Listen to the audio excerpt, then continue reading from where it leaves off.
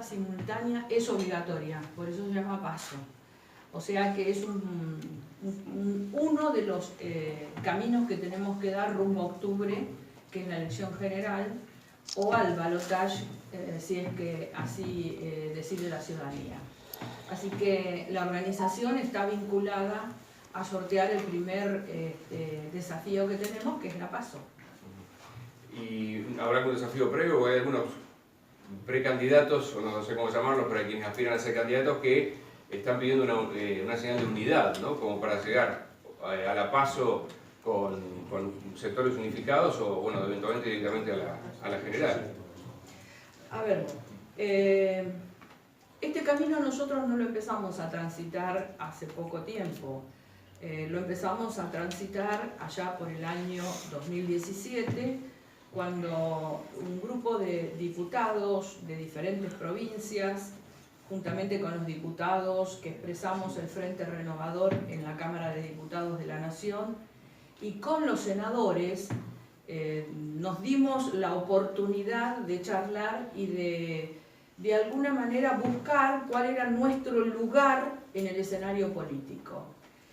En ese momento nosotros advertíamos que debía poder construirse una alternativa distinta que expresara la voluntad y la expresión que todos nosotros representábamos. Desde quienes teníamos en nuestras filas, como en el Frente Renovador, distinguidos dirigentes políticos del radicalismo, del vecinalismo, del MID, del progresismo, o sea, poder representar, digamos, el pensamiento político de todos esos que éramos en ese momento. Esa construcción, que en ese momento fue absolutamente incipiente y que era espacio parlamentario casi exclusivamente, con el tiempo se fue trasladando en una fructífera construcción que de alguna manera sellaron los líderes de los diferentes grupos. De allí se construye la idea de participar todos en este espacio de alternativa federal o alternativa argentina, que es como pretendemos que se nos conozca. Yo les recuerdo que por esa época había muchos chascarrillos respecto a nuestra alternativa. Que en definitiva el paso del tiempo, el acercamiento al proceso electoral nos fue dando la razón. ¿Cuál era la razón? Advertir de que los argentinos no querían ni estar en el pasado reciente, ni estar en el presente que se avecinaba. También lo recuerdo que en ese momento, en algún momento de la presencia del jefe de gabinete en la Cámara de Diputados, nuestro bloque, y más precisamente el diputado Marcos Lavagna, que tiene mucho que ver con los equipos económicos del Frente Renovador, le advertimos en una voluminosa carpeta al jefe de gabinete los problemas que se avecinaban si continuaban con la estrategia de considerar solamente el cierre de la cuestión monetaria sin advertir que el país tiene otro costado que es el costado económico. En esa carpeta nosotros hicimos el diagnóstico de lo que luego pasó, que ahora todos comentan, pero en ese momento estábamos todos en la gloria.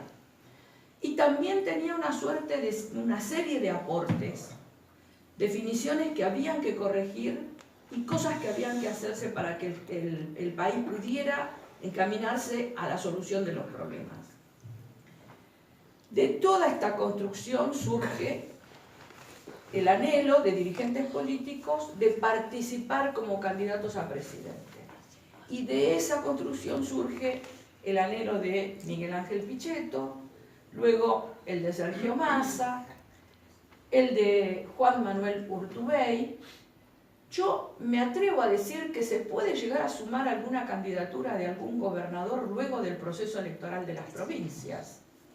Y el deseo de un grupo grande de compañeros y de no compañeros de participar de la posibilidad de una candidatura del doctor Roberto Lavagna, que ha dejado en una suerte de paréntesis la definición de su decisión.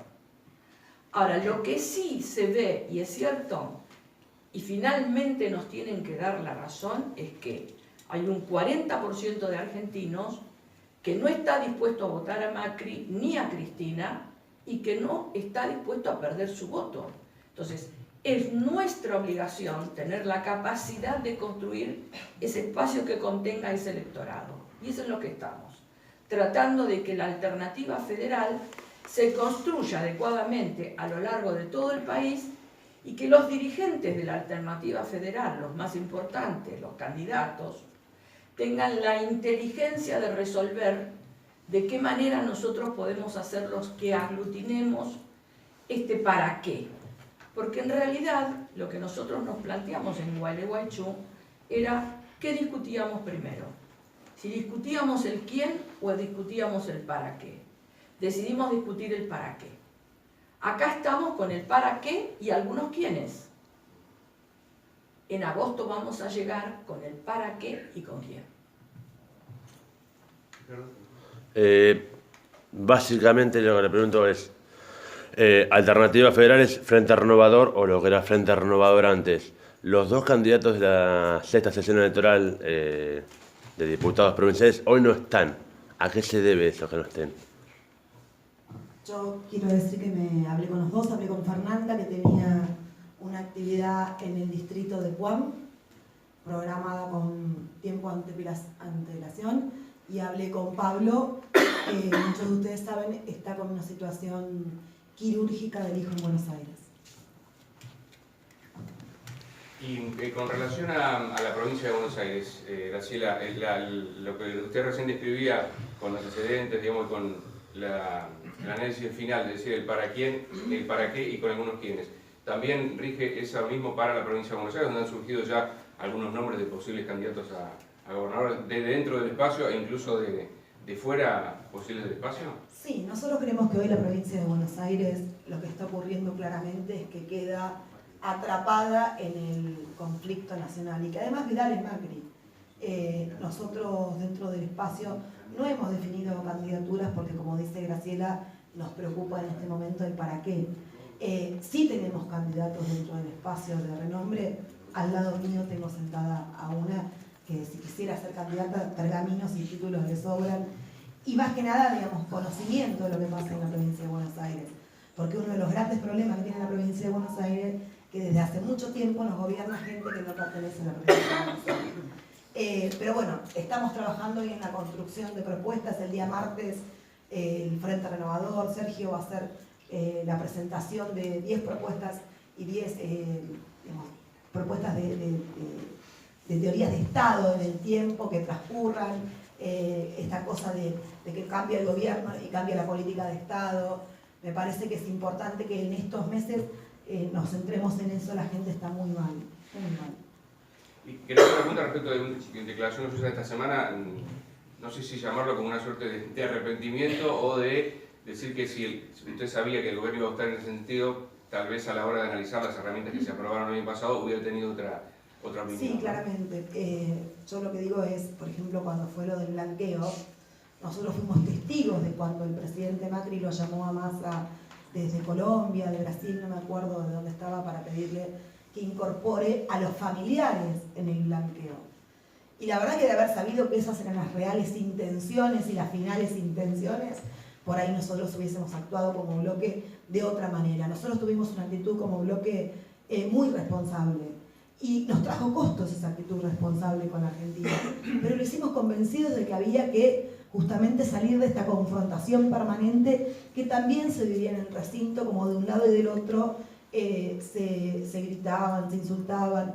Nosotros queríamos que la Argentina encuentre un camino.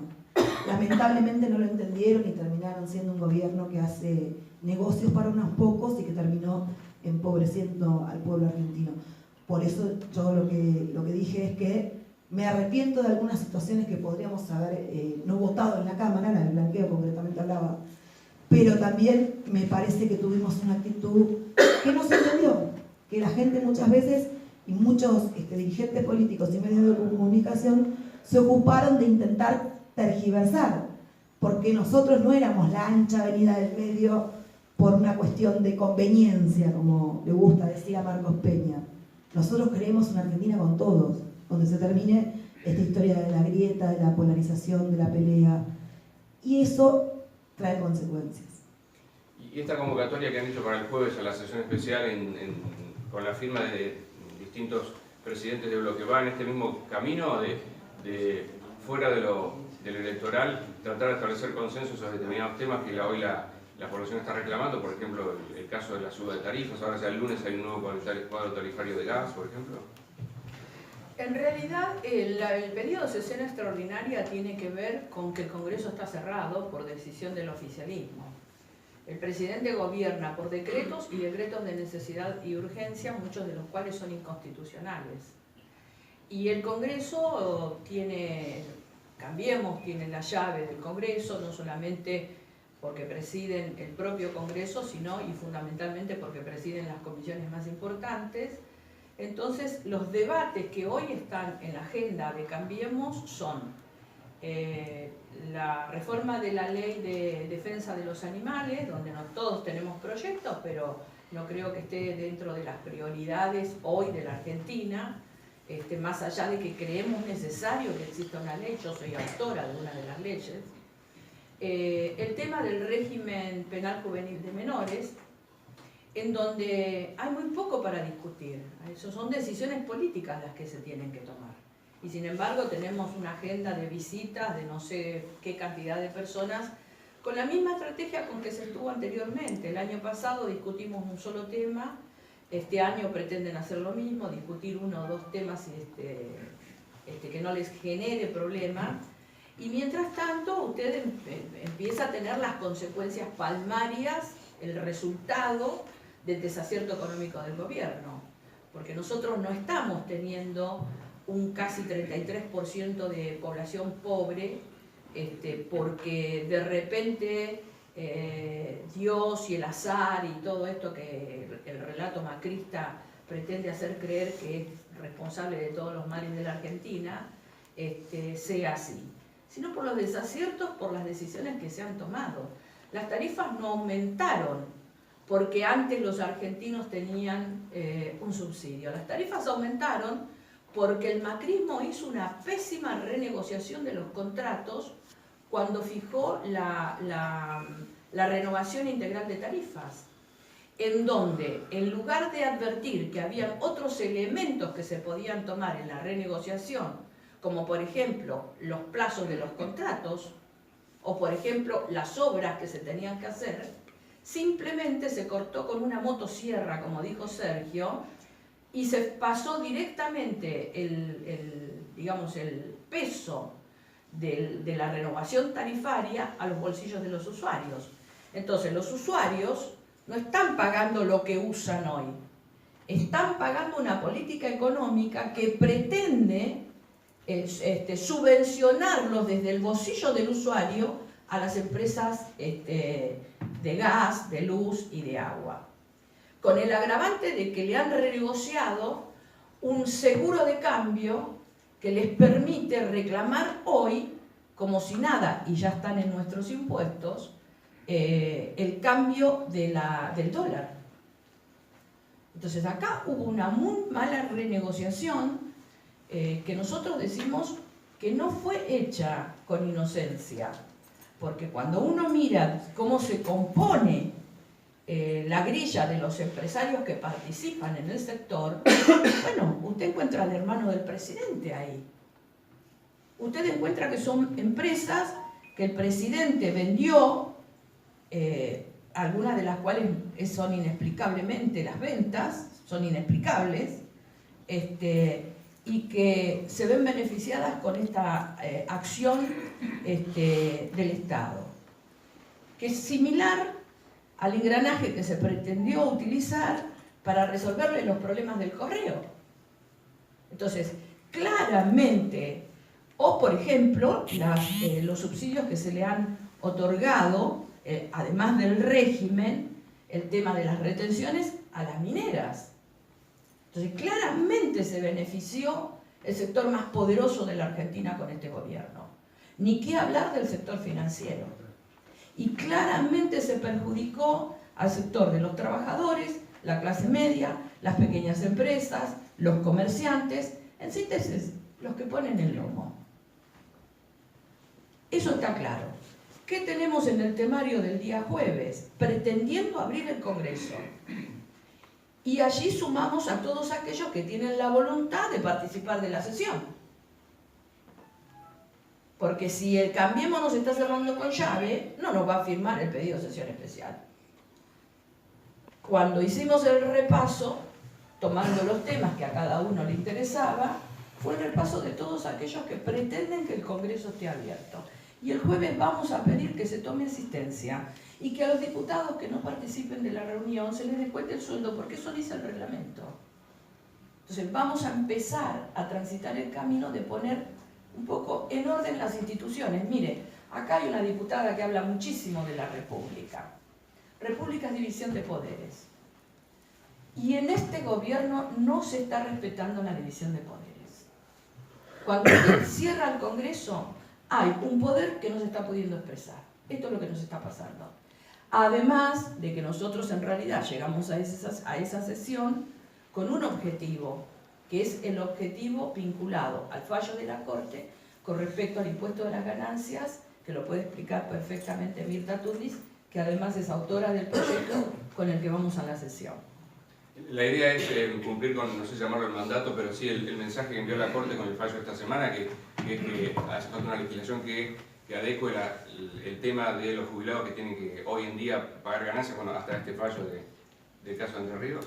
Sí, porque la Corte en realidad no resuelve la cuestión de fondo, o sea, no reconoce como doble imposición ganancias para todos los jubilados y pensionados. Recordemos que a partir de una iniciativa de Sergio Massa, cuando se trató el tema del impuesto a las ganancias, donde Sergio Massa personalmente planteaba el no descuento de ganancias ni a trabajadores ni a jubilados, el gobierno obviamente no negoció. Lo único que pudimos, o se pudo negociar, por lo menos actualizar en forma automática a partir de qué monto se le descontaba a los jubilados, y se incorporó 6 saberes mínimos, a diferencia de los trabajadores que tienen sobre un monto.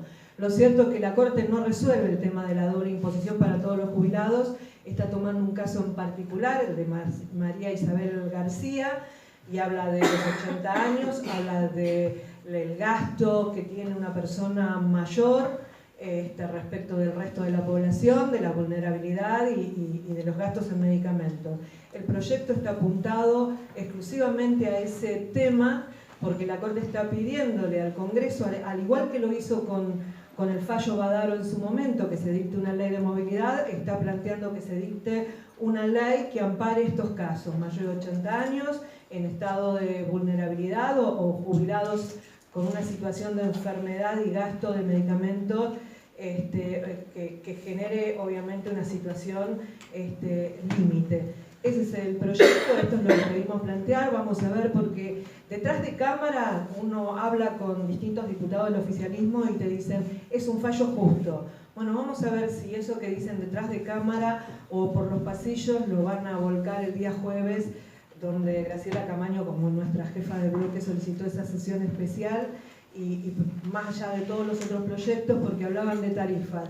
En verdad, recordemos que con la modificación de las tarifas, la tarifa social para los jubilados o las personas con necesidades ya no pasan a ser las mismas. De hecho, recordemos que las tarifas sociales hasta 2 saberes mínimos, o sea, 20.000 pesos, cuando un jubilado cobra 20.000 pesos, 20.800 pesos. Y es un jubilado pobre el que cobra 20.800, y el que cobra 10.000 es indigente. Recordemos que la tarifa social es hasta un gasto mínimo, no es para todo el gasto. O sea que si un jubilado gasta más de 320 o 350 kilovatios, tiene que pagar la tarifa común, al igual que con el gas. Entonces es importante la sesión, no solamente por el fallo de la Corte, sino también por el tema de tarifas, que alguna vez nos dijeron inescrupulosos desde el gobierno, porque pedíamos pasar el año pasado las tarifas al mes de diciembre de 2017, no retrotraerla antes de los aumentos, y a partir de ahí los aumentos que se dan salariales. Así que la sesión tiene que ver con temas que afectan a la sociedad, y desde Alternativa Federal, el Frente Renovador, siempre estamos demostrando de la mano de Sergio Massa el interés que tenemos hacia la población. Una última al menos de mi parte. Recién ponía cara de sorprendida cuando la diputada Moró parecía hablar de usted, proponiéndola para la gobernación. ¿Quiere hacer un comentario al respecto? No, ese es un deseo de la diputada que no tiene nada que ver con mi vida. Un deseo de que Muchas. le sobra, si quisiese ser, le sobra. Ah, aclaralo, ahí está. No, claro, lo que yo digo, a ver, nosotros no tenemos Que tenemos candidatos de de sobra. sobra. Digo, Graciela es el típico exponente. No era una propuesta formal, digamos. A ver, después lo vemos, Si pero si estaba otro acá, hablaba del otro, ¿eh? no, si quisiese ser, le sobra militancia, trayectoria, conocimiento sobre la provincia de Buenos Aires. Hoy nosotros tenemos un objetivo que es posicionar el espacio, posicionarlo a Sergio, construir 10 propuestas para la Argentina que viene y además tenemos la tranquilidad que de esas candidaturas se pueden hablar dentro de unos días más adelante, porque lo que tenemos es dirigentes políticos en condiciones de encabezarlo. En mi caso particular creo que ella es una de las que por ahí más debería... No corrija. Bueno, pues dejémoslo ahí. Graciela, ¿no lo pensaste? No, para nada. ¿No te gustaría? No, para nada. No, yo no estoy pensando en eso. Mira, yo creo que tenemos un problema serio los argentinos, que no estamos internalizando. No ya solamente la dirigencia política, todos nosotros. Nosotros no estamos internalizando las consecuencias de lo que significa para una sociedad su cultura, que es lo más importante que puede tener una sociedad, su vida cotidiana, tener 7 millones de chicos en pobreza,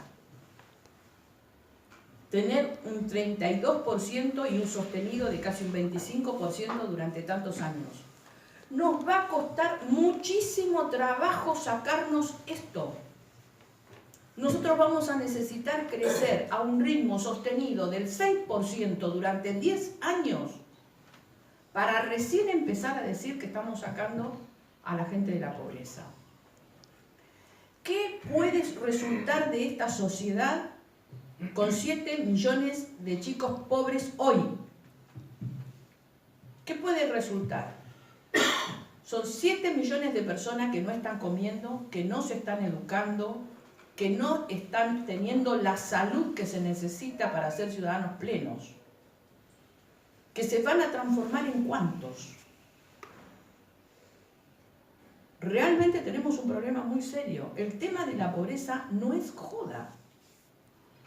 No puede ser que me siento acá, hago la conferencia y estas cosas a mí me laceran mucho, porque en realidad yo nací y crecí hasta mi primera adolescencia en un país, porque alguien a veces te dice, sí, pero siempre hubo pobres.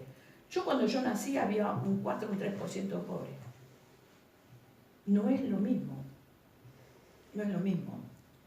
Nosotros con el primer conflicto económico en esta aldea global en la que prevalece el relato único del capitalismo, venimos sosteniendo casi ininterrumpidamente 2 dígitos de desocupación.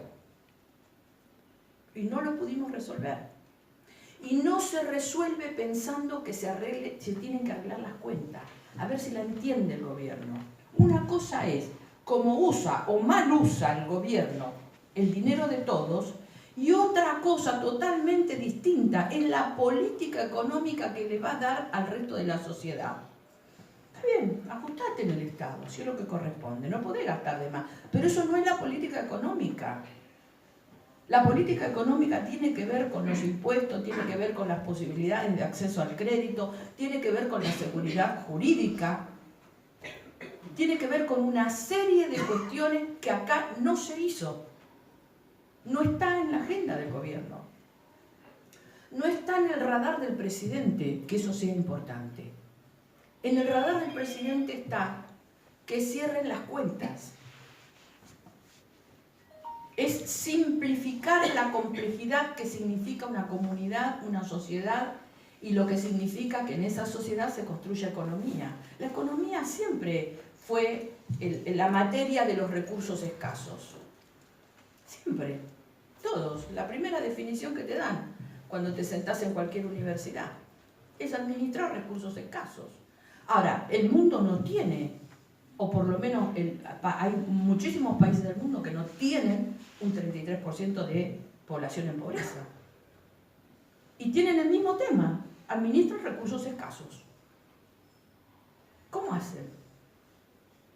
Y seguramente timbiando para los grupos selectos que tienen selecta información y selecto dinero, no. Yo creo que hay un error conceptual muy grande en el grupo económico y en el propio presidente, que no entiende cómo se resuelve este problema. Graciela, y en ese marco, ¿qué opina usted de las declaraciones del ministro Sica cuando dijo que se volvieron a los mismos niveles de pobreza de cuando se asumió? ¿Qué cree que se han hecho en estos años para volver a los mismos niveles iniciales? No, estamos más pobres que en el 2015. Nosotros venimos con un grave conflicto en materia de manejo de las finanzas públicas desde el año 2013-2014. Ahí es como cuando empieza a desbarrancar. Pero el gobierno tenía una excelente posibilidad de poner el carro en el riel. Porque si bien el kirchnerismo había dejado un conflicto financiero muy grande, también es cierto que el kirchnerismo se jactaba de ser pagador serial, ¿te acordás? Ahora somos deudores seriales. Hay una enorme diferencia entre ser pagador serial y ser deudor serial. Entonces, vos tenías ahí la oportunidad, si tenías cabeza, de poder resolver los conflictos que teníamos administrando correctamente el crédito que lo teníamos. Argentina tenía crédito, no Macri. Argentina tenía crédito. El gobierno que fuese en ese momento tenía el crédito del mundo para poder resolver los conflictos. Y tiraron manteca al techo, muchachos. Se dedicaron a enriquecer a los grupos de amigos que tenían toda la información y el conocimiento de lo que estaban haciendo. Si ellos administran fondos en el exterior, la persona que decidía a cuánto se ponía, se sacaba el dólar, la tasa, la persona que decidía, es un señor que se lleva la plata afuera, el señor Caputo, y timbea en paraísos fiscales. ¿Cómo vamos a pensar que esa persona pueda tener un poco de sensibilidad o una mirada distinta? No la tienen. Ellos no pueden ser lo que no son. Y ellos no son administradores del Estado. El presidente, en una de sus últimas intervenciones, dice que ser presidente no es un trabajo ni bueno ni malo. Bueno, yo le digo, señor presidente, no es un trabajo. Ser presidente no es un trabajo. Es una barbaridad esa definición. Usted tiene que tener amor por el hacer en el Estado, que significa que tiene que tener amor por el hacer por el bien común. Ser presidente, ser diputado, no es un trabajo. Si nosotros lo consideráramos así, y no estaríamos acá. Estaríamos, bueno, cerraron el Congreso, qué bien, yupi. Y sin embargo estamos intentando que se abra la puerta. Ser funcionario público, ya la propia palabra te dice lo que sos. Empleado público, funcionario público. Ellos están errados porque conceptualmente tienen otra formación. Y esto es lo que han demostrado. En estos 3 años han demostrado que son CEOs, empresarios, etc. Y han trabajado para eso, han trabajado para sus empresas. El CADU hizo un informe que se paga 1 millón de pesos de intereses solamente de la deuda. El año que viene claramente va a estar más complicado que este. ¿Cómo va a ser el próximo presidente si es elegido Sergio Massa, Roberto Labaña, para afrontar el enorme gasto que hay por día de la deuda? Mirá, los estados siempre se pueden administrar, en cualquier situación. Y creo que de alguna manera, bueno, a mí me tocó ser parte, después que se inició el gobierno de Duhalde, de esa gestión en el área de trabajo. Y me tocó administrar el programa que de alguna manera, en ese momento, frenó el estado de crisis social. Había habido una devaluación muy grande, Duhalde se encontró con esa devaluación, se especificó como se pudo, pero sabiendo que de esa especificación se salía para arriba, y esto produjo un shock muy importante. Ahora, se especificó sabiendo que era un proceso normal que se podía llegar a resolver en poco tiempo. Que esto es lo que yo creo que no entiende el gobierno, que nos tiene en constante crisis. El Estado siempre tiene recursos. Diariamente al Estado le entran recursos. Entonces, lo que vos tenés que hacer en tu gestión es tener la capacidad de establecer las prioridades, la capacidad de tenerlas en tu cabeza y en tu accionar, de qué manera vas gestionando el conflicto y cuál es el que atendés primero. Yo recuerdo que en ese momento, en mayo, cuando a mí me tocó asumir, igual ya había asumido creo que en diciembre o algo así, nosotros hicimos un decreto, porque era una manera de establecer prioridades públicamente. Y en ese decreto el compromiso era, primero se le paga a los jubilados, después se pagan los planes sociales, en tercer término se pagan a los empleados públicos.